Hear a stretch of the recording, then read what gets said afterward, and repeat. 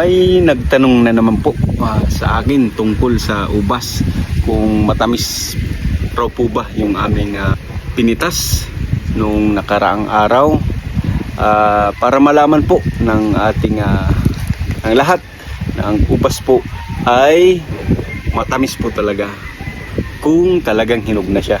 Yan guys, ang days po na para basihan, para pwede nang pitasin ng ubas ay naglalaro po sa 75 to 90 days.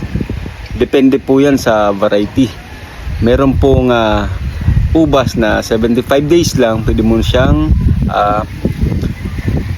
pitasin. Yan guys, tulad po nito, ito pong ay green Brazilian.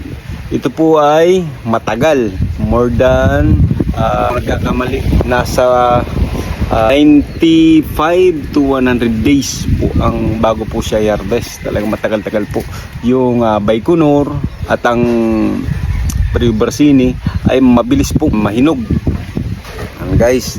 Kaya kung gusto nyo po na matamis talaga ang ubas na inyong pipitasin, dapat umabot po siya sa 75 to 90 days o nasa 105 days. Yan guys, yan po ang basehan para makasigurado po tayo na matamis ang ating pipitasin. At ang isa pa pong nakakapekto sa lasa ng ubas ay ang labis-labis na tubig o panayang ulan. Yan po, naapektuhan po ang lasa ng ubas, kaya umaasim. At kung nagustuhan nyo po ang video ito at may natutunan kayo, paki-comment naman po ng yes at paki-like na lang at paki-share ang aking video. Hanggang dito na lang po. Happy grapes farming. Bye bye.